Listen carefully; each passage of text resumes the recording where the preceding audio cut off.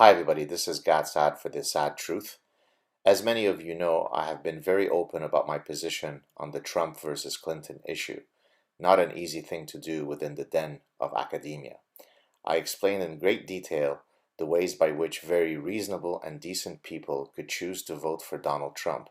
Not only did this message fall on many deaf ears prior to the election, but I am sorry to say that Trump's victory has not yielded any introspection from the folks in question. You should see my personal Facebook feed. Many Clinton supporters are arguing that this Trump victory is simply a reflection of the fact that many Americans are toothless and ignorant degenerates driven by bigotry and hate.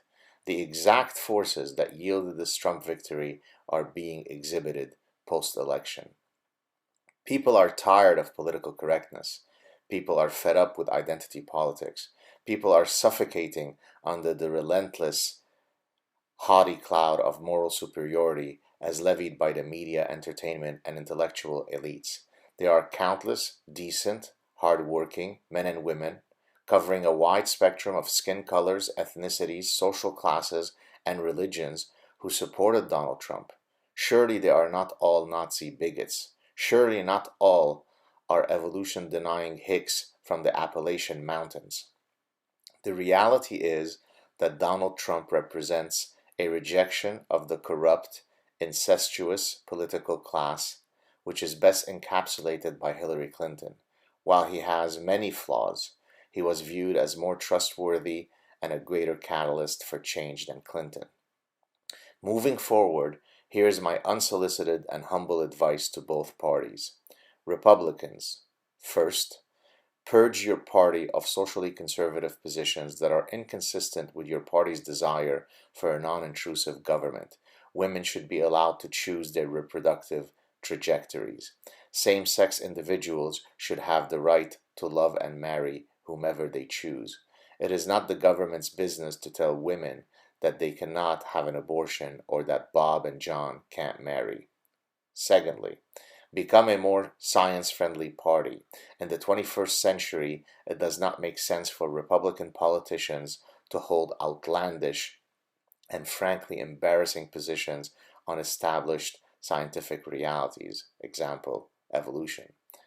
Thirdly, support religious liberties, but reject the instinct to infuse your religious views on the rest of society. And now, moving to Democrats. First, purge the dual cancers of political correctness and identity politics from your discourse. People can be against open borders without being Nazi bigots. People can be concerned with some Islamic doctrines without being hateful nativists. People can disagree with Barack Obama or Hillary Clinton without being racist or sexist, respectively. Secondly, lose the smug air of moral haughtiness that defines the manner by which you view decent and honest Americans who otherwise disagree with you. You know, the basket of deplorables. You do not hold the moral high ground. Listen to real people. America is not strictly made up of Bill Maher's audience. Thirdly, alter your political philosophy in a way that is more consistent with classical liberalism, which is rooted in the dignity of the individual and not the imposed whims of the collective mob. Learn the lesson of history. As the evolutionary biologist from Harvard, E.O. Wilson, famously said regarding communism/socialism, quote, great idea, wrong species. The same quip applies to large social welfare states. They eventually crumble under the weight of their Ponzi pyramid.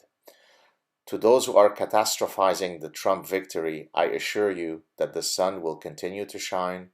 You will not enter a nuclear holocaust. Donald Trump will not eat your children, and sex will not be outlawed. To reiterate something that I mentioned on my social portals, irrespective of whether your preferred candidate won or lost, be gracious, be kind, and most importantly, be tolerant of those who might disagree with your position. This is what a democracy is. If you wanted a, quote, democracy wherein everyone agrees with you, you should have moved to North Korea. Let us all contribute to the battle of ideas in constructive and substantive ways. Emotional hysteria is unbecoming if you truly value reasoned debates. I look forward to welcoming to Canada all of the Americans who promised to move to our country if Trump were to win. I was about to make a Michael Moore joke. I'll refrain from doing so. Cheers from La Belle Province.